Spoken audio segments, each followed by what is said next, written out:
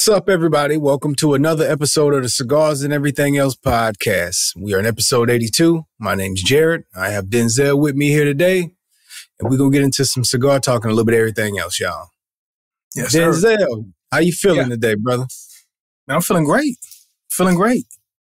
I know you bring to me some great athlete that we should honor who wore jersey number 82 today.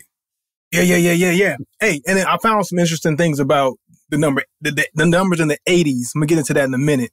I'm going to go ahead and shout out these couple of players. See which way you want to go with it. I kind of got my mind made up. So first off, we can go with, you know what I'm saying, old school. If you're old school, you're probably going to go this way. Hall of Famer, Ozzie Newsome. Or if you like me, more so on the new school side, even though I'm not a Cowboys fan, not a Cowboys hater, but I'm not a Cowboys fan, Jason Witten, tight end, 82. The boy was bad. So I'm not a Cowboys guy, but I got to give credit where credit's due. Jason Witten was a bad boy. So old school, I know he Hall of Famer, Ozzie Newsome. But if you new school like me, newer school, I would say. Yeah. I got to get a nod to Jason Witten. All right, so we got it narrowed down to two? That's it? Yeah.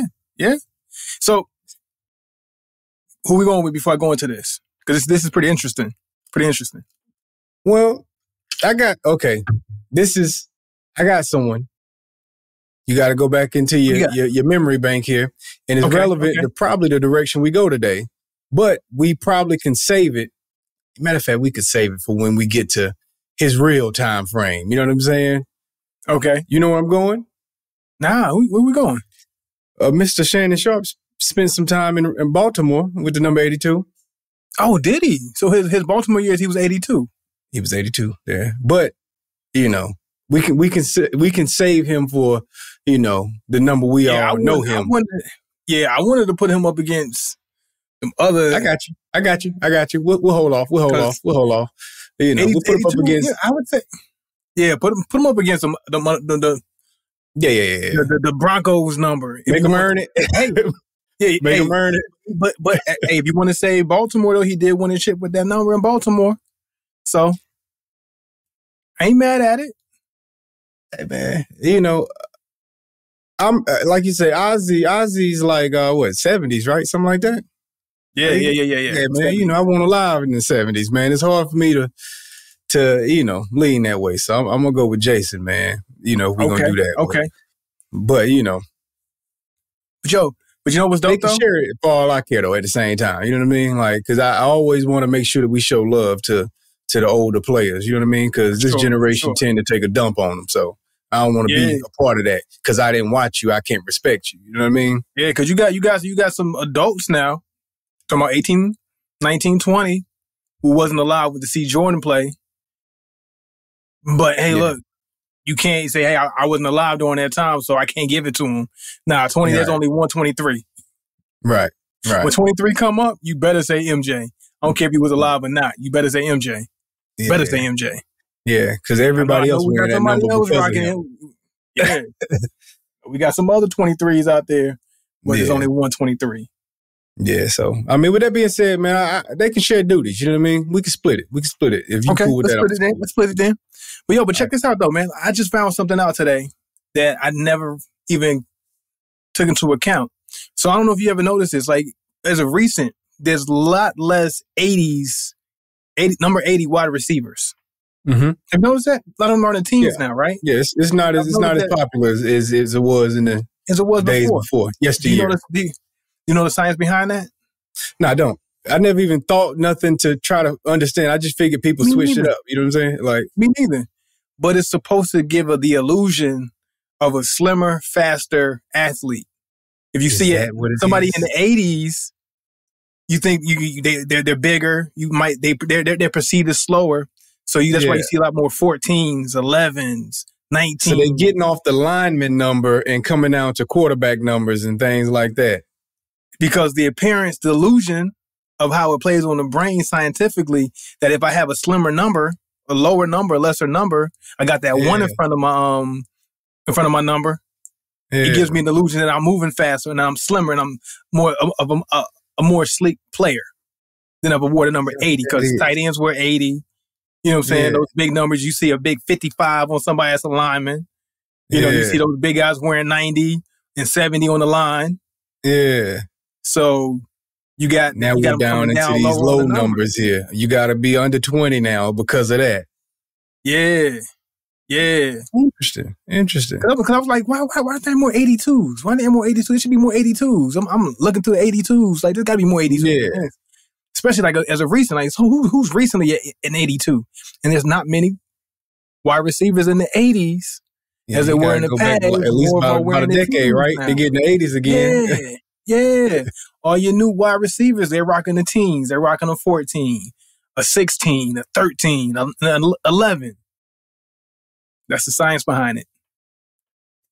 I wonder. That's got to come from the number people. You know what I mean? Like when I say number people, I mean analytics people. That's got to come from analytics people. It's like, hey, look, man, this is psychology information, and they putting that on their players and stuff now.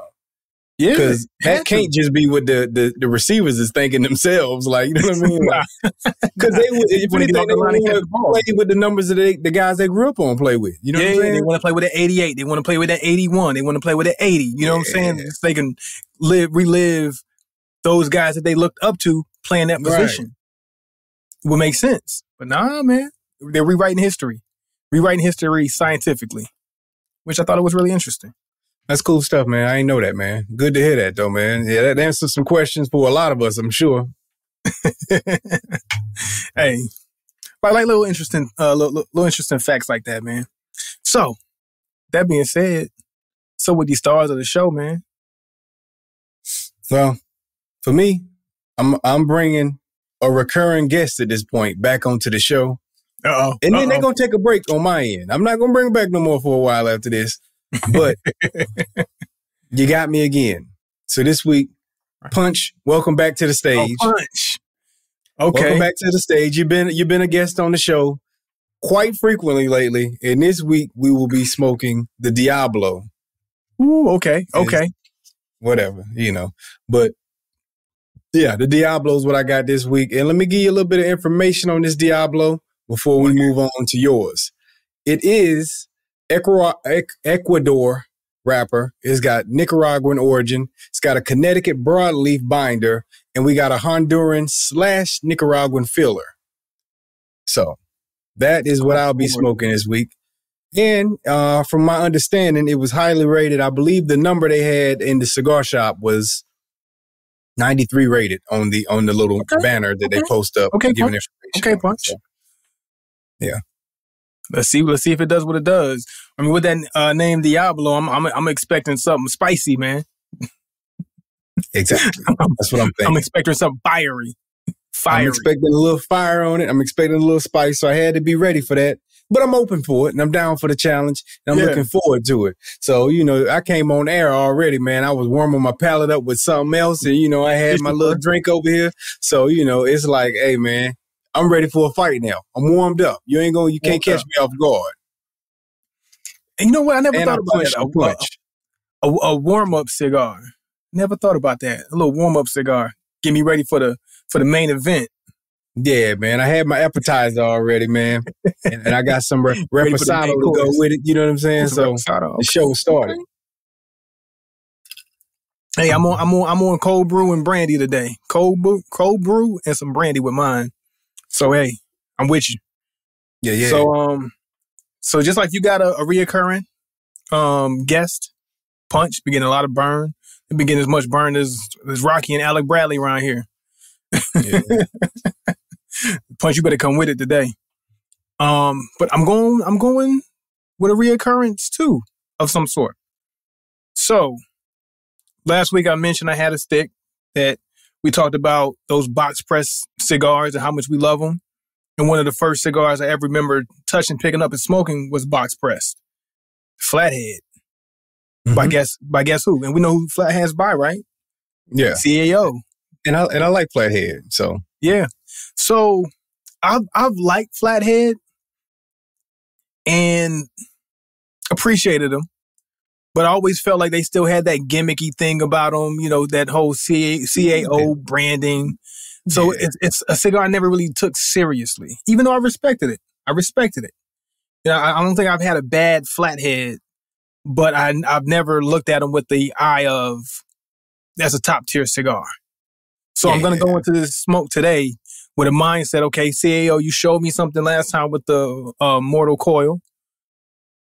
Flathead, I want to pay you a little bit more attention to see, are you really hitting the mark with being one of those solidified sticks, those solidified cigars?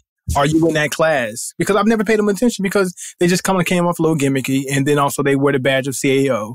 So I've always just put them off to the side like, all right, they're cool smoke every now and then, but I want to pay attention to them today. Flathead. Okay.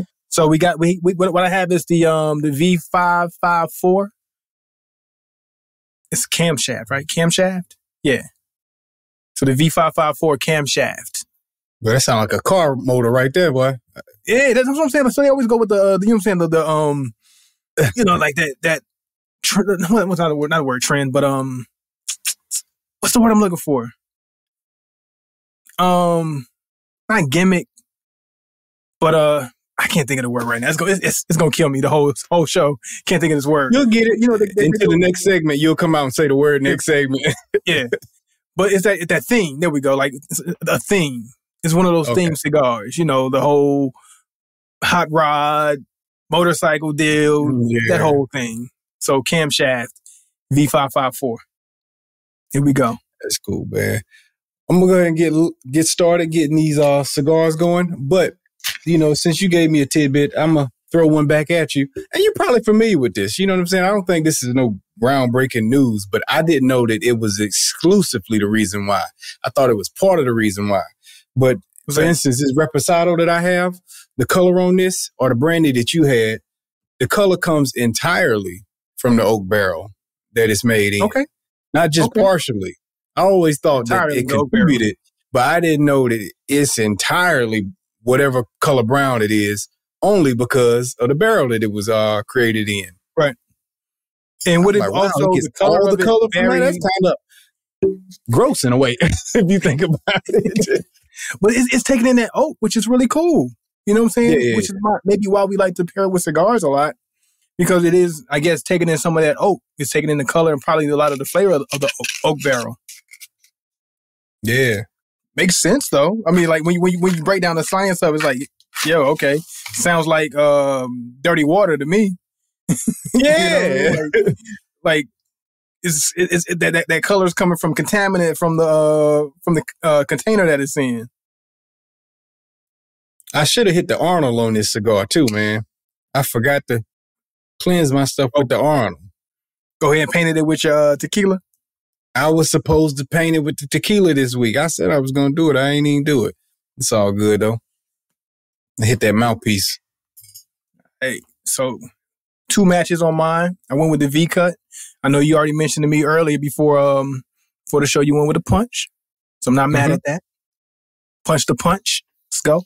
Punch the punch and let's move it. So to give a little background about mine, too, I didn't go into mine, but mine's a Connecticut broadleaf, Nicaraguan in origin, Connecticut binder, Connecticut Habano, filler, Dominican, and Nicaraguan. So I got a little bit of a buffet going on here, too. 2 weeks in a row. All right, a little spice, a little pepper on the wrapper there. I like it, though. My wrapper had a unique smell. I was smelling before we went on air. I don't know if it's a good smell or not. It had a little stank on it. So we're going to see how that come off. See, it has some stank on it. Yeah, man. I don't know if it's no good stank. Hey, man, before we get to everything else real quick, I wanted to mention this, man. So when is enough, man? So Valentine's Day is right around the corner. Mm-hmm. Christmas was not too long ago. For some of us, anniversaries come right after Valentine's Day, or might have come right before Valentine's Day. Right before, yeah, for birthdays. When is enough, man? Like, do we got to keep doing this? At what age do you age out of like, yo, like it's because maybe when you're young and you're dating and you're not getting into, you don't have an anniversary yet. Birthdays might be kind of far. Valentine's Day might mean something because, okay, it's another opportunity to show my significant other, the person I'm courting, you know, that I'm thinking about him of some sort. But man, like, some of us, it's too much. It's too much. Anniversary. Hey, bro, you think about it this way. You've been with a person for a certain amount of years. Now, you got the holidays, you got your own personal anniversaries, you got birthdays, you got just everyday life. Everyday life. I got to take you out at least every month. You know what I'm saying? I got to take you out maybe twice a month. And that ain't included on a holiday. So it's like, how do I remain creative when the holidays come around? Because at this point, I got to do it anyway all year round. Yeah. How do I keep coming up with new gifts, new ideas, new things? Like, I'm tapped out of ideas and creativity and stuff, man. We go on the weekend to these restaurants. What, am I supposed to take you again and it's supposed to be special this time? Like, yes, I feel you. When is enough? But it ain't.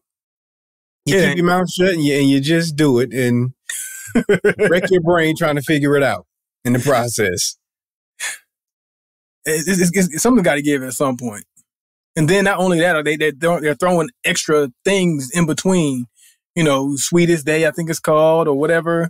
Then you got yeah, you know, they always throw these little things out.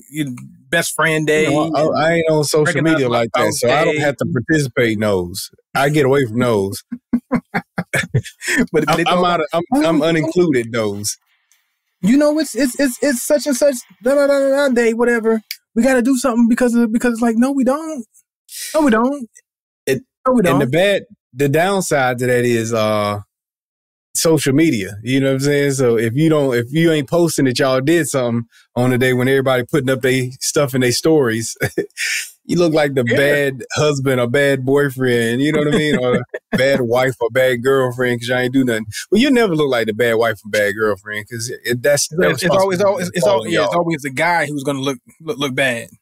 Yeah. It's always the guy. Never them. Just us. My wife, I had to tell her one year she was getting on me about anniversary. I'm like, who? It's my anniversary too? Like, why I got to figure this whole thing out all the time? Like, you know what I'm saying? Like, because you need to celebrate that you married me. That's what she really wanted. You know what I'm saying? And she kind of shifted her thinking off that when she stopped putting so much pressure on me to get all our stuff planned and figured out to be special. It's like, all right, man, you can have some input on this too, and we can figure out together what we want to do to celebrate our relationship. Yeah. It ain't got to be always me. It's a shared responsibility. Special. Yeah, exclusively. Shared responsibility. But there can't be any pressure on these things. You know what I mean? Like when you have these relationships, especially if you're in a productive relationship where you always are showing each other, you know, that you care. We celebrate each other from time to time. It should be no pressure on these moments and times. And other than, hey, let's just build another experience together. Not what I can buy you, not what I can do for you. But it's like, hey, let's just build an experience together. Because we're going to do this anyway. But we were going to do it even without the holiday. We were going to do this at some point. But yeah, I'm with you, bro. I'm with you. Hate to be a Valentine's Day Grinch. So by the time y'all get this episode, if it's Valentine's Day, you know, happy Valentine's Day to all y'all, whatever, blah, blah, blah, whatever. But it's too much and too many, and give it a break. Give it a break. Nah, man. The economy needs this stuff, man. This is all good for business. Yes. Yes, but my bank account don't need it. Big facts. So, bro. So, am I telling the truth? Something else here. Yeah, am I telling the truth? Telling a little bit of truth here, bro.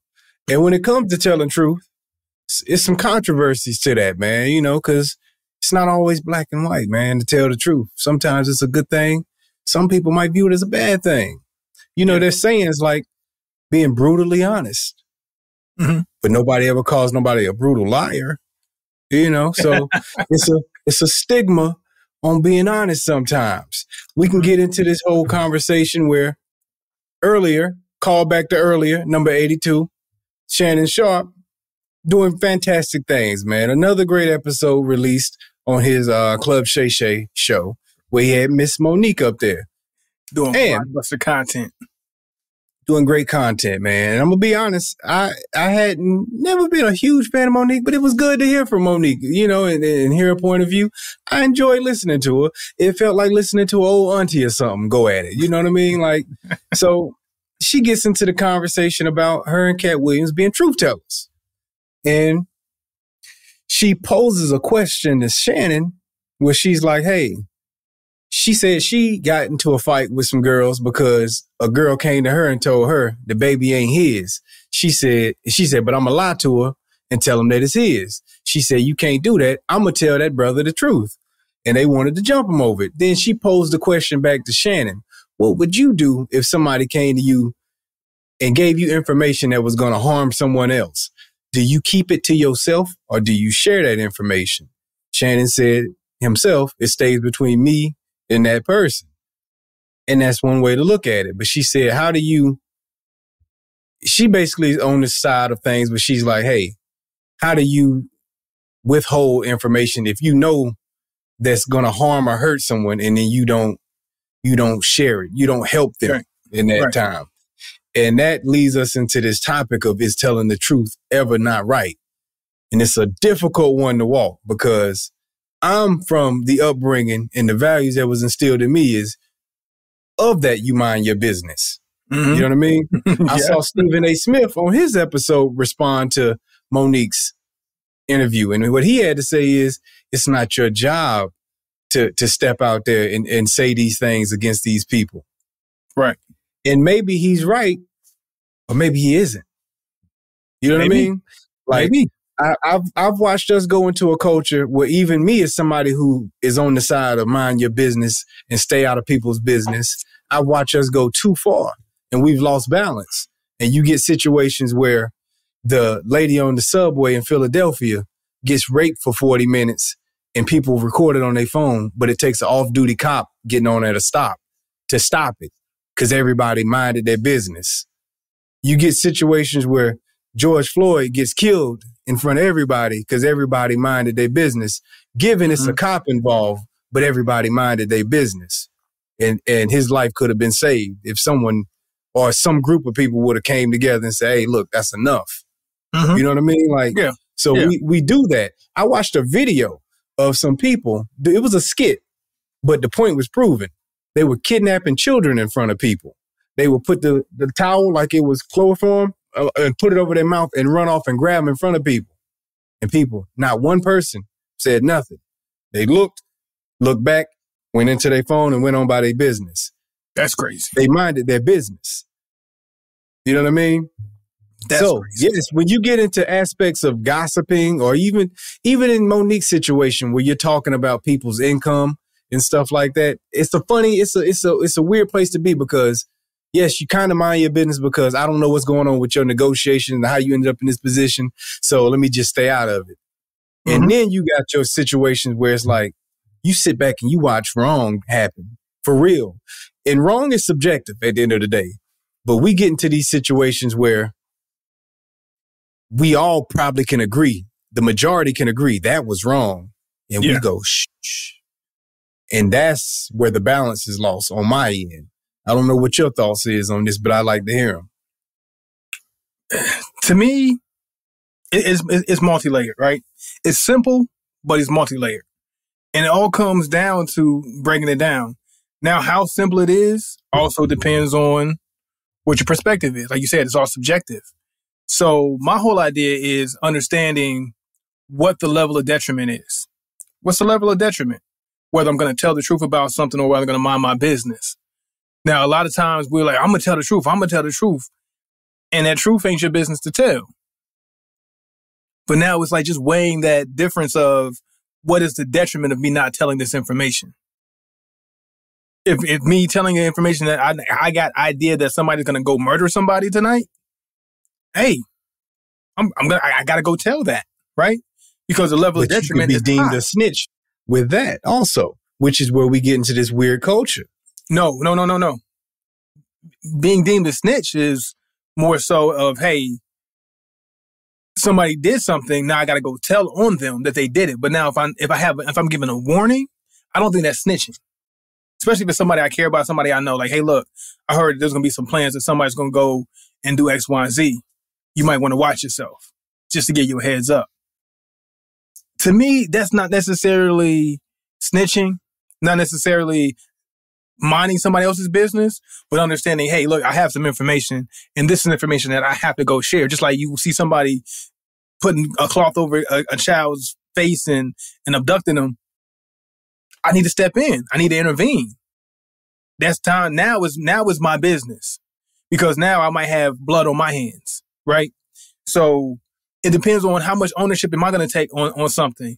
If I have some information, and now we can even go into the legal sense of, hey, look, if I have information and I don't share that information, do I become an accessory to this? Right? Do I become an accessory? So now, is this something I need to go tell? Now, in a situation like somebody having a baby and it ain't theirs, but she gonna go tell them it's theirs. Now, I might not go directly to the person and say, hey, look, I heard Brenda said X, Y, and Z, and it ain't your baby, because she could have just been talking. Now it done caused a mess. Yeah. So that might be something that's not my business. Or I might go tell somebody that might want to confide in them that, hey, look, I might have heard, and the way I might position the information and share that information, how I present it might be different. Instead of saying, hey, look, I heard this and this is what it is, da-da-da-da-da. And now that looks like I'm just going off, just blabbing my mouth and telling. It's different. What's the level of detriment, right? How much blood am I going to have on my hands because I have information that I'm not sharing? Or am I just being messy? Or am I spreading something that may or may not be true? Or what is my impact of the information that I know versus what I'm sharing? There's a difference between being messy and a difference between being legally right. Yeah. Yeah, I agree with that. And, Monique said some interesting points. I can't argue with her stance and her point of view, but I do know it's multi-layered. Like, she got into the whole thing of if I'm good with you and you doing other people wrong and you come to me and confide that you're doing wrong, I can't be good with you until you clean your stuff up. Because I now at this point can't trust your character. That's fair. Which is a very fair statement to say. That's fair. But that is also how you end up in the position she is. Blackballed. She said she went to a lot of people and they said stuff in private to her in agreement with her, but out in the open they didn't. And that's where it gets weird. When you tell these truths, it doesn't mean that the people that that people gonna have your level of integrity throughout these situations. You know what I mean? Right. Like, and even if they agree with it, they may not vocally agree with you out. So this is the way I conduct myself in day-to-day business, right? This is outside of anything that's criminal. Anything that's not criminal, somebody tells me, it stays with me. I don't care what it is. 9 times out of 10, 9.9 times out of 10.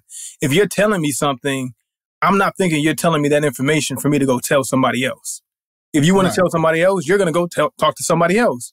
I think that you're just having a conversation with me, and that's it, right? And then whenever you want to go share this information again, you're going to go share it with somebody else you want to talk to. You wanted to talk to me. You share that information with me. Maybe you wanted some feedback, or maybe you just wanted to let that information out, or maybe you just wanted to just to talk. All right, well, good talk. That's it. Yeah. That's how I operate my day to day. If you tell me something 9.9 times out of 10, especially if it's nothing illegal, it's going to stay with me. You're not going to hear, and because I hate being on the side of, it happened to me one time, years ago, and I vowed that would never be me. Just saying something, they think it's no detriment, but then finding myself in a messy situation because I said something that somebody else said. So after that, talking about 20-some years ago, I vowed that'll never be me, because if you hear something about something you did and you told me, I guarantee you they'll never say they heard it from me. Yeah. It came from whoever else you told them. Like, if you went and you told 2 people and I was one of the 2 people and you heard it come back around, I guarantee you it was that other person who told it, because I didn't tell it. I've always vowed to be that person ever since the little messy situation happened. And it's like, you know what? You ain't gonna hear nothing from me, because you told me, and I learned that lesson of, you told me not for me to go tell somebody. If you want to go share that information, you're going to go talk to somebody else just like you came and talked to me. Simple as that. Now, I'm of the same ilk when it comes to that. That's where I stand at also. I'm not the person that's going around telling people's business. I'm actually a believer. And my wife gets mad at me about that. She'll find out some information that I already knew. She'll be like, why didn't you tell me? You told me not to tell nobody. She said, but I'm your wife. You told me not to tell nobody. I'm sorry. You still somebody, right? Yeah, you still somebody. I've always been like that. Like, I hold people's secrets to my graveyard. But I also learned myself, I only let my secrets out when I'm prepared for them to be public information. So I'm not the person that goes around and tells someone, hey, guess what? Don't tell nobody. You probably can't remember me ever saying don't tell nobody. Because it maybe as a teenager or something, but in my latter years, I don't say it no more because I expect that whoever I tell something to, they're going to tell somebody. Yeah. So once I let it out my mouth, it's public information at that point in time. In my eyes, I'm not worried about who finds out anymore. Because if I didn't want it to be out, I should have kept that to myself.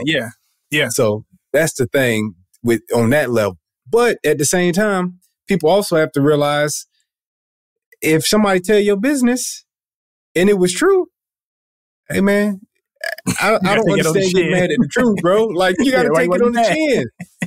Why you mad? We know this the truth. You can't. I'm of that also. I'm of that belief. I can never be mad at the truth. Like you can be disappointed, but you can't be mad. Like you know what I mean? Like so. Yeah. So like if Monique is putting it out there, the stuff that you did. Go ahead. But check this out though. So like say somebody that you have a high esteem for. Okay, I get it. Never mind. I answered my own question in my head already because you already said disappointed. So I wouldn't be mad at somebody who told my business, especially if there's somebody I held in a high esteem or that I thought was close to me or cared about me. Only thing I can be is just disappointed. Couldn't be mad. You're right. I would just be disappointed that that person that I thought wouldn't be the one to tell somebody something wouldn't told somebody something. Yeah. I would just be disappointed in that. Go back to the D'Angelo Russell situation last week. What did we talked about? We talked about maybe a week or two ago. I don't remember. We touched on Swaggy P and D'Angelo Russell, their situation where he recorded them and then put the stuff out. Now, you can look at it from the point of view of that situation is he told the truth. So it is what it is.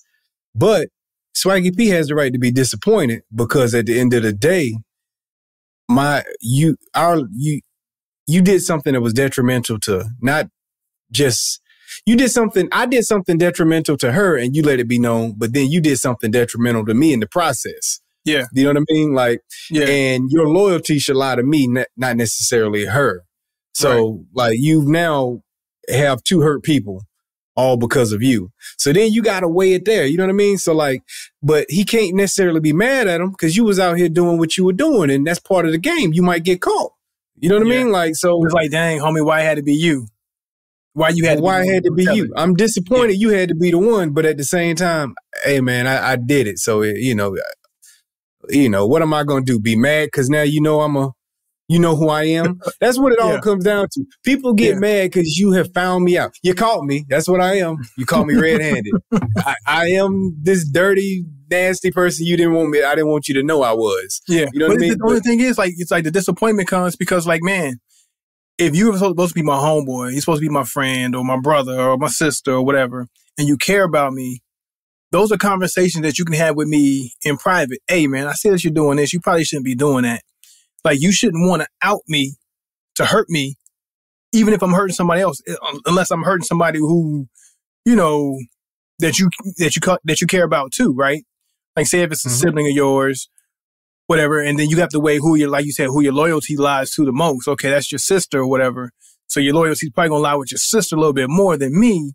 So you might want to feel like you need to go do something or say something or put something out to put a stop to something. I get that. In a way. But at the same time, like if you care about somebody, you care about something, that conversation should just be right between, you know what I'm saying, in between closed walls, closed doors, and direct conversation of, hey, look, man, you know that's my sister, you know that's my friend too, you know this and that. Man, what are you doing? What are you doing? Yeah. And then if you can't come to a mutual understanding, then all you gotta do is just distance yourself from it. And then if anything, I might shoot like some nudges and say, hey, look, I don't think that's right for you. I don't think that this situation's good. On the other side, if I know the other individual too, it depends on how close I am with them. Because you might not want the other person hurt too. So it depends on like the interest that you have on both parties. But for the most part, it's not your business to go tell it. And then me, if I'm on the receiving end of that, it's like, okay, well, I see the box of where I got to put people in. That's his character. He's a go tell it person. All right, well, I'm just make sure I keep stuff away from that. You just you learn your lessons, man. But speaking of the box, that's the same thing for the person who don't like how a person is moving. And this is why Monique's logic is somewhat sound, is because she made the same point. She said, if I know that if somebody come to me and say Shannon ain't doing something right, and I'll go to Shannon and be like, hey, you need to clean that up because you ain't moving right. That's the correct thing to do. That's it. Like, and really, if what someone is doing doesn't sit well with you, and you just made the point, you go to that person and let them know, hey, I don't know if you're moving the right way. Maybe you need to check your character and how you moving. You know what I'm saying? Like, because you're doing this and I don't think it's right. And I don't think that you necessarily would think that's right either to be doing. Yeah. And if they do what they do with it, then I know what box to put you in if you're going to continue doing stuff that doesn't align with who I am as a person. You know what I mean? Right. Like, but it gets into that weird spot where it's like, okay, then you have to see how much detriment is involved before you say, let me go break the news to the other person that's being wronged. You have to determine how wrong it is. What's your values? And then you got to look yourself in the mirror and say, am I doing the same type stuff as this person that I'm being critical of? You know what I mean? Like, so going back to the situation with the basketball players, hey man, if you see one of your boys cheating and you a cheater, it really ain't your place to be saying nothing. Why are you talking? Now it sounds you just a hater now. Now you look like a hater. You know what I'm saying? So you playing multi-layer to me, man. But no, I really do agree with a lot of what Monique said and a lot of what she stands on. That stand on your integrity. My only concern is how much of the information is she sharing that isn't detrimental information, and you're just looking like a messy bot, and you're just talking to be talking, or how much of it is you truly standing on your integrity, saying, no, I can't stand for that. Because you do need that. You do need people who are gung-ho on things that they're just not going to stand for. That has to be there. That has to happen. That has to be that balance of somebody who's willing to stand in the forefront and say, nope, I'm not going to stand for that because my integrity won't allow me. So I'm going to have to intervene here. But so it's really looking at how much is messy. Humanity needs how much is righteousness. You know what I'm saying? What's messy? What's righteousness? And I feel like Monique, she probably does have a little bit of that messiness sprinkled around there in there too. They just kind of taints the pool. Yeah. It just taints the pool of when she does say something, okay, is she being messy or is she being righteous? And it's just, you have to have that barometer of saying, okay, it's more of that righteousness than it is that messiness. Yeah. But see, that's I even heard people say, like, I think D.L. Hughley or somebody said it, that Shannon Sharp, now you're being messy. You just become like the Maury Povich show, or one of those Phil Donahue's or something like that. You know, like, Wendy Williams, that's what it would say. This turned into Wendy Williams now. You become the new Wendy Williams. Wendy Williams just went into the gym and put some muscles on. That's kind of how he's been described. I get it. You know what I'm saying? I get it. But at the same time, I mean, it is what it is, man. This storyline is going to finish up, and then whatever he becomes after this storyline is done, we'll see. You know what I mean? Like, I think it's going to be a while before the storyline. It's too many names being dropped and too many people involved. I think people want to hear the next. I think I saw somebody in the comments. Going through his platform, though. DL, you're next. No, on his platform. Because I think, like, hey, you think it'll continue on his platform? You're next. Yes, I think so. And I think it's going to be who's next up. All right, y'all talk about D.L. Hughley a lot. All right, D.L., come on, say what you got to say. Let's hear your part. Then he's going to drop some names. And then that person got to come talk. And the next person got to come talk. It's just going to be on and on and on. But, hey, it's all entertainment. I mean, everybody going to have their opinion about that, though. If it's messy or if it's legitimate. I don't want to get into that. It can get to the point where it get messy, but I'm not going to jump to that quite yet. but it can go that way really quickly. You know what I mean? And I'm understanding of that. But for now, either way, I'm here for it. Monique was the progression. Monique was the progression of things. I'm not shocked that she ended up coming out, man. And in fairness to her, man, a lot of what she said, I'm sure there's a level of messiness. I think that situation with DL is a little bit of messiness from my understanding of it. It is. But I think that some of the other ones, like Lee Daniels, apologized to her. You know what I mean? So yeah, the Breakfast Club apologized to her. Breakfast Club apologized to her. Netflix paid her out. How wrong was she when all these people paid her? You know what I'm saying? How wrong was she? So it makes you wonder that. And ultimately, this is something I always say about people. We're all hypocrites. We're all hypocrites, whether you want to accept it or not. But it's a matter if you're 90% righteous, 10% hypocrite, or if you're 90% hypocrite or in 10% righteous, or some variation in between. It's just how big of a hypocrite you are and how much you're not. But at some point, if you live long enough and you grow enough, you will look like a hypocrite at some point in time. Yeah. Like you're not going to have the same stances and you're going to be wrong at some point in time where you thought you were right.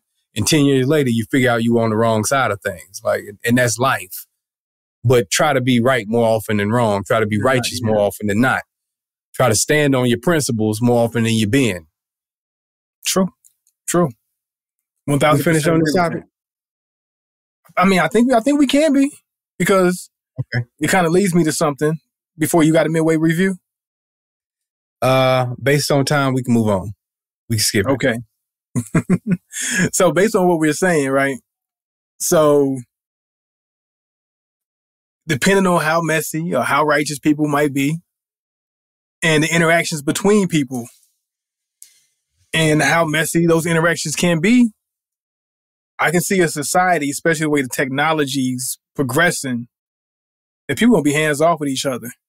Like, we're really going to go into a socialist, detached society. I can't deal with this no more, either because I'm being held to the fire too much or because, no, I can't go say what I need to say. I can't speak on the truth anymore. Well, the truth is wrong. So are we going to start seeing people go into, especially the way technology is going, a more detached society? We got AI going.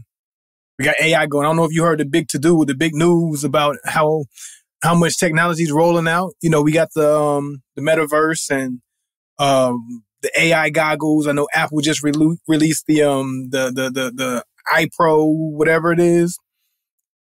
And people are starting to live in this world. We're starting to see people roll out with this, walking around with the goggles on, and they got a whole world that's right in front of their face while they're walking around on the train, on the bus, walking across the street, at the coffee shop. Just doing their little thing, clicking and ticking at things in the air. It looks wild. But they got a whole life going on inside their little bubble. So it's like, hey, look, society's going wild. I can't deal with this no more. I'm going in my bubble. I'm going to create my world, my society. I got my goggles. And I'm good. I'm good here. I don't need to live nowhere else other than my little community I built in my AI frames. Yeah. I mean, I've seen people showing in those little Apple goggles and whatnot, man. It's a very interesting world. I saw T-Pain when he was up there. He was walking around with his. He said, man, I ain't never coming back to this weak ass world y'all live in. I'm staying here forever. I'm gone forever. So I'm gone. Like, and that's a celebrity. That's somebody who got money and notoriety and fame. Got money and supposed to have some fame and notoriety and success. And he like, man, I'm cool on that, man. I'm done with y'all. Like, so even imagine with somebody who didn't reach what he's reached in life, how they feel. They like, man, I'm done. This sucks. This is much better. Yeah. Yeah. So in correlation to that, I was watching this YouTube star named Corporate. And he had his goggles on and he was going through this whole scenario of his world that he built. He built his own little world and he's going in and he's going to work. He gets a job at a grocery store, convenience store, whatever it is. And he's talking to people and they're responding to him and he's interacting with this person over here and ends up getting robbed, and getting chased. You know what I'm saying? And he's like actually acting this stuff out like this stuff is happening, right? I don't know how real it was. Question. So he's interacting. Is he interacting with other people with goggles, or just the fictional characters in his world? The fictional characters in his world. Oh boy, because I was about to say, if I can be one of them characters, man, to interact with them, I'm the dude robbing them at this point in time, man. I'm tired of being nice to y'all. I got to be nice to y'all in the real world. I'm about to be a savage in this fictional world, man. But you know what? Matter of fact, I don't know for sure. Because I think the question is you're asking, like, are the other people on the other side, like in their own home somewhere else with goggles on, who are entered into this world too? Like everybody's in their own metaverse world. It could be. I don't know. Yeah. But that's interesting. I need to go back and look at the video to see if that's how it was. Because that might be how people are interacting. Like they're probably building their little AI characters, their little not emojis, but you know what I mean, like little AI characters or whatever. Yeah. And they're actually interacting with each other, which is the way it was supposed to be. I think I ain't commit no sexual crimes, but I will be out there robbing some stores and hitting people over their head. Like, in the metaverse, get put in AI, get put in metaverse jail. All this pent up frustration I got with y'all in life, I'm letting it out in the metaverse. I'm taking it out on y'all in the metaverse. It's going down. If y'all lucky, I can't beat these charges in the real world, but I'm gonna get y'all in the metaverse. I'm a savage, but I'm a savage here. Boy, traffic frustrations and stuff, man. Ooh. But it was crazy to see. It's like, man, like we are really going to this place, man. It's really happening that people are going to start being really detached, really building their own societies, and they ain't coming back. Even if they try to come back, it's going to be to the point to where, like, dude, why am I here? What I got over there is way better. Like, way better than this. I can't exist. I can't exist in reality anymore because what I have is so much better because I built it to my liking. Yeah. I built all the people I want to see, how I want them to look. I built the environment that I want to be in and how I want it to look. You know, it's Monaco every day if I wanted it to be. Beautiful women. You know what I'm saying? It's like whatever. This is the interesting thing, right? This is where my thought goes, and I don't want to shift down this lane. I want to stay where you at, but my immediate thought goes, the same is available to us here, but the level of work it takes to attain it is much more difficult. You know what I'm saying? You can do the same thing. You can create your world and have the people in it you want here, but it's a lot more difficult because of the obstacles and the way the game's set up here. And also, you don't have control. You don't have control of the individuals and the environment. If it's going to rain and you don't want it to be a rainy day, guess what? You can't stop the rain from coming. You can't. If somebody over on the other side decides to go commit a crime and rob your house, no matter how nice of the neighborhood you live in, if they're going to come and rob you, they're going to come and rob your house. You have no control over that. You can't control or delete it. So even if you become a menace in the meta world, I can control alt delete you. I'm just start this over again, man. Worst case scenario, I'm gonna get somebody else for my world. Expand me. You can block me, but I'm gonna get somebody else afterwards, though. But that's the level of control you have. You don't have that in real life, and people are gonna get addicted to that level of control that they have. It's the fact that I can live here and I can completely control everything that I'm seeing. And if I don't want to see it, I don't have to. And if I want to see it, I can make it happen, no matter how diabolical it is or how beautiful it is. Whatever world I want to create around me and what I'm fixated on, I can do it. So why not do it? Yeah, and once we get to that point where everybody start realizing it and start feeling like that, and you know what doesn't help it? What doesn't help it is the fact that everything is the condition it is in the real world right now. Like, you know what I mean? Like that doesn't help people wanting to escape. We all want to escape in a sense, you know what I mean? But now we're finding an escape in this virtual world, and when you come back to the real world, the prices of everything is through the roof. You ain't got no money. You struggling to afford it. Like, you know what I mean? Like, it's all these other factors. People suck. You know what I mean? Like, you dealing with all this stuff. People ruin everything. So why deal with people? I want these AI people. They're perfect. It's perfect here. Yeah. That's the part. That's and the then part. Also, what's going to get me is when this thing happens to where they don't have the goggles anymore, not even glasses, but they start building like either the some contact lenses you can put in your eyes, and you got contact lenses and you just sitting there just like, I'm just here. And I'm seeing everything in my contact lenses. Or Elon Musk and what they just did with the Neuralink thing, with the implant of somebody's brain. They put the shit in somebody's brain. Break that down. That's another level. So if y'all who don't know, I think the week before, it came out that Elon Musk and the Neuralink team that he has or whatever they got going on, whatever it's called, they implanted a computer chip into somebody's brain. Like, it actually has wires and then go into the neurological aspects of the brain. And they're able to tap into a certain set of computer interface to be able to control things with their mind, to dial up things with their mind and make things think Stephen Hawking's in the wheelchair, right? Without the little keyboard? Without the little keyboard. Yeah, so he's thinking and making things happen with his brain that's going down to the keyboard thing and but instead of doing that physically, doing it all mentally. So people, they're working on their first cyborg. Like, people going to be like Sector and Cyrax and stuff is what you're saying. There you go. Hey. Yeah. So, like, one of the little things it says, like, it records and decodes brain activity with the aim of allowing a person with severe paralysis to control a computer, a robotic arm, a wheelchair, and other devices through thought alone, just to be able to think something and make it happen. So that's the way technology's building. That's the way technology's building. Yeah, it's like it's beautiful and scary all at the same time. Mm-hmm. Now, I say it's beautiful for those people in those situations that fits, but it's scary because, it's not going to be exclusive to them. It's going to become this thing that everybody does.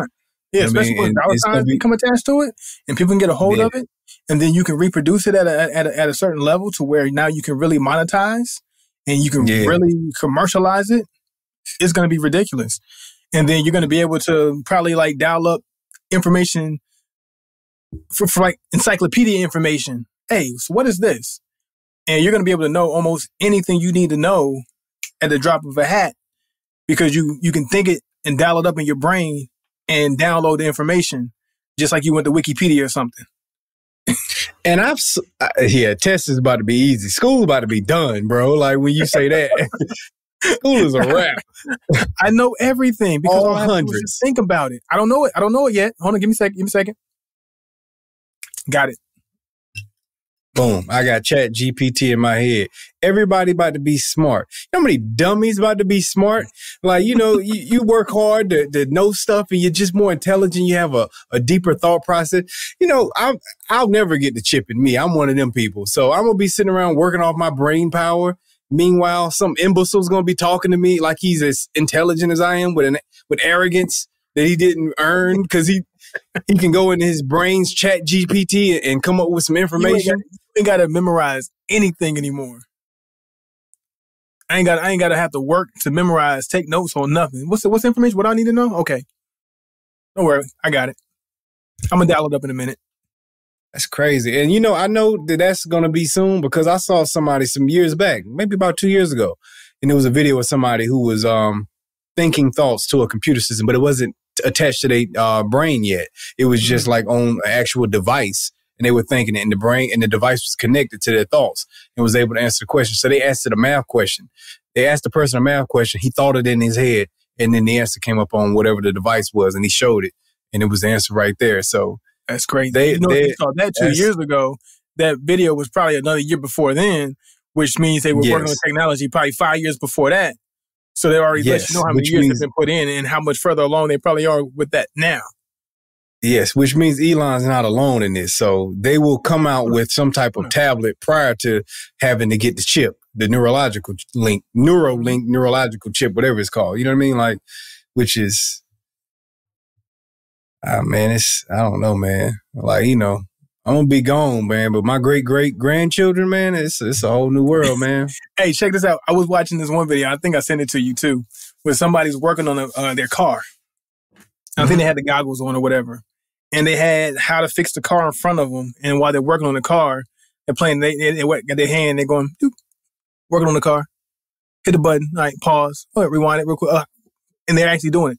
Or I've seen the ones where somebody's playing the piano, playing the guitar, and they got the goggles on, and they're playing along and learning how to play the piano because what they're seeing, they're looking at their keyboard, and they got the little things that tell them what keys to hit. Yeah, I seen that one. And it's just going for it, right?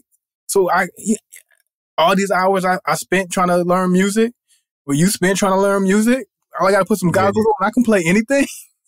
Yeah. It's Robert crazy. Black, and nobody knows. Job, man. Nobody knows. You're just sitting there following the notes. Meanwhile, I've been committing chords to my memory all these years, like for nothing. Like, you know what I'm saying? Like, everybody got the goggles on, just going at it. I can play anything. You know what's gonna suck? I'll be sitting at the piano one day and somebody's gonna be like, "Oh, you got the contacts in right now?" And I'm gonna be highly insulted. Like, nah, man. You know how many hours I worked on this? So like, you know what I'm saying? Like, I learned this song, man. Chill. Hey, bro, man, it's incredible. But okay, let me ask you this. And this is really gonna piss people off that are working on the robots, because this is coming, but it's kind of eliminating the need for the robots. So it's like it's cutting the robots off at the pass. You know what I'm saying? Like the robots is coming. It is. But now you come up with this. Because now we're building perfect humans. So what do I need a robot for? We're building the cyborgs. Yeah. So what's the need for the robots other than the fact that I want to rest? You know what I'm saying? And somebody else can do the work for me. That's World War III right there, when the cyborgs started fighting the robots, because now who's trying to take over who? Yeah. Yeah. Sorry, I nerded out for a second. You nerded out, but we can't win that fight. You know what I mean? We can't win that fight because it's going to take us. We're going to need the robots to produce the other robot cyborgs to fight the battle. But they're going to be able to produce at a mass level, and they're going to stop our manufacturing play. Okay, this is getting weird, man. I'm sorry, man. But it's this whole idea, this detached AI society, man, it's just it leads us there. You can't help but to speculate and think about, man, this is gonna be crazy if it keeps going at this rate, because it's going at a rapid rate that you can't keep up with. Because I didn't see none of this stuff coming 5 years ago. Honestly, yeah, I didn't see us being here back in 2019. I did not see us being here, even with the technology that we already had that was already astronomically out of this world. We're moving really fast, bro. And I keep making jokes about me not being here, but odds are we'll both be here for it. That's the crazy part. Yes, because just think about the last 5 years.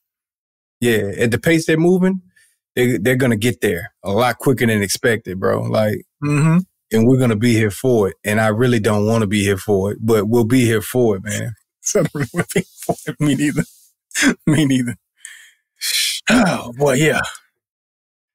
Let's get these cigars, brother. Let's go. You want it first, or I can go first? How you want to go about it? You know what? Because I'm gonna pay a lot of attention to your punch, because we've been giving Punch a lot of attention. And Punch, I really need you to live up to expectation, or to let me down, so I can finally figure out where I want to put Punch. I'm not sure just yet. So your review is going to be important for how my outlook on Punch is going to be in the relatively recent or near future. Okay. So I'm going to go with CAO's. What's up? I was about to go at it. Okay. So this Diablo, the Punch by Diablo. I'm sorry, the Diablo by Punch is what I had this week. And this particular cigar, it started out, for those who don't know, I occasionally smell my cigars ahead of time. If y'all not into it, you're not into it. But it is a weird little fetish I picked up on. Weird little smell to it. But once I actually got the cigar going, the aroma off the smoke it's a fairly decent aroma. You know what I mean? I have to say that the construction on this cigar is very good. Very good. It has been having perfect ashes throughout. I forced the dump. I didn't even have to knock the ash off of this. Probably would have still be holding on. It's been lit perfectly. No struggles throughout it the entire time. Great draw. And also, as far as my notes on this particular stick, I've been picking up on, I picked up on some, I'd say, espresso notes. I picked up on some nutty notes, very subtle to the back leather notes. There has been, I'd say, maybe even some caramel notes in there. Also some earthy tones throughout this particular cigar. It's giving me a subtle, airy spice, but a spice I didn't necessarily like. Not the good spice, but it was just kind of like I couldn't put my finger on what kind of spice. You know how sometimes you can say this is a peppery note or a cinnamon note? On this one, I couldn't figure out what it was. It's very airy, but it kind of had like a off-putting note to the spice itself. Okay. But it was subtly done. Wasn't as much spice as you would expect with a name like Diablo. The name Diablo indicates it'd be more spice than this actual cigar gave. So in a sense, I was almost disappointed that I didn't get the level of spice I was expecting. But all the other notes blended very well. Everything went very good with it. I'm now getting into the second, third, and this is where I'm torn at when it comes time to score this cigar. We grade our cigars 1 to 5. Initially, I thought I was going to go with a 3.9 to grade this. I almost feel like I want to boost it up and put it at the 4 now because it's getting a little bit better for me on the second, third. And that's the downside to what we do in this show. The first hour doesn't always allow us to get fully into all that the cigar is going to be. I'm just going to go ahead and go with the 4 regardless. You know what I'm saying? Because I feel like that's where we headed. So I'm going to end and grade this cigar with a 4.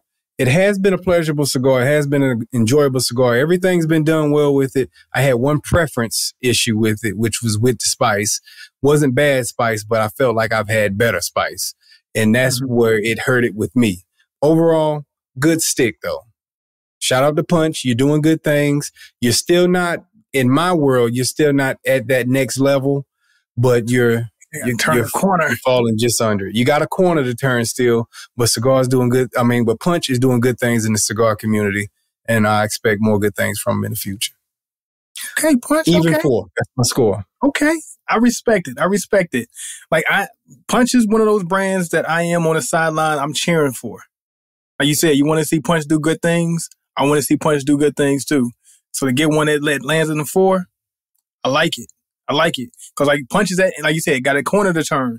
It's right there. Like, are you going to go backwards, or are you going to finally turn that corner, turn that page, and solidify yourself? So applause to Punch. All right, man. So I'm gonna go with this Flathead, man. CAO.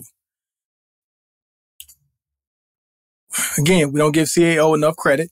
Personally, I don't give CAO enough credit. I'm gonna speak for myself. Flathead, I don't give Flathead enough credit. So with that said, I'm gonna tell you what kind of notes and flavors I got off of this smoke and how the smoke was. Very solid. It was hard to get lit first. It was hard to get going. I don't know what it was. Like, I don't know if this particular cigar or how the cigar was kept. Probably how the cigar was kept. So I'm gonna say user error on that part. But once it got going, it had some pepper right on the leaf, which was pleasant. I enjoyed it. It was very welcome. It kind of gave a good undertone to everything else it was going to start giving me, which off gate, just some nice earth notes, right? A little bit of wood, subtle spice going on there. Then I was expecting some spice, a little bit more spice, but it kind of like dialed back almost immediately. The pepper kind of fell to the wayside. That initial spice fell to the wayside, and it became a really light smoke. The smoke itself was thick, but the flavors were really light. So that's the only downside I'm going to give this cigar is that the flavors didn't really hit me as much with the cigar palette that I have, especially if you compare it to the Fuente that we had on the last episode, which just hit me with a bunch of flavors. This one just hit me with some nice, smooth flavors. So I would say the cigar was really smooth. Had some cinnamon in there. It had some like a light coffee, more so like a cappuccino-ish type of flavor with it, which was really cool. I really enjoyed it. It made the cigar smoke fun. So it had that little bit of sweet, a little bit of cinnamon, cappuccino, some woodiness, some good earth, really good tobacco, but just not strong enough as far in the flavor department. Those flavors were really, really subtle after it got going. And like you see, we're here going into that second, third. My ash looks crazy right now. My ash looks crazy. So that kind of leads me to understanding maybe the construction of it wasn't as great. So that's kind of like where I'm at with how it lit in the beginning. Maybe the construction. So maybe it was user error. Got to smoke another one just to find out. But overall, I would say it was a fun stick to smoke. So CAO was still staying with that normal moniker that I know to be a fun smoking cigar. So with Flathead being a themed stick, CAO having a lot of themes that they like to go along with on the fun side, I would say it was a fun, enjoyable cigar. But it's a cigar for a strong cigar enthusiast who are looking for all those hard, strong tobacco flavors to really punch you in the mouth. It's not going to give you that. But it's going to be a good cigar to smoke. It's like one of those nice, chill, go out and then, hit the grill, go to the park with, walk around, smoke it, enjoy it, chill with it. It's going to give you that. So I really did enjoy the smoke. Some nice airiness, like you said, the aroma was pleasant, but it was a really light aroma. Like I said, everything seemed like it was like just really light. Like it wasn't committing to anything particular. It didn't want to commit. It didn't want to go all the way. So that's the only downside to it. That's the only thing that's going to keep it from getting to a 4. So me personally, I'm going to give it just over a 3.5. I'm going to say a 3.6 on this one. A 3.6 for the Flathead V554 Camshaft. Cool smoke, good smoke, fun smoke, enjoyable, but just not enough. For a seasoned smoker like yourself. For a seasoned smoker, yes. Because I'm looking for just a little bit more. But it's a fun smoke. I did enjoy it. I did like it. So 3.6. Okay. Nice entry-level cigar for those who are maybe beginning to the community. You know what I mean? Yeah. Yeah. Hey, y'all. We appreciate y'all for tuning in this week's episode of the Cigars and Everything Else podcast. Happy Valentine's for those who watch this in time. And hopefully we have a good Super Bowl this weekend, so. Yeah. Forgot about that, for sure. Conveniently, I forgot about it. Yeah, conveniently. Hey, man, we appreciate y'all for tuning in this week's episode of the Cigars and Everything Else podcast. We out. Keep your cigars up. Motherfucker.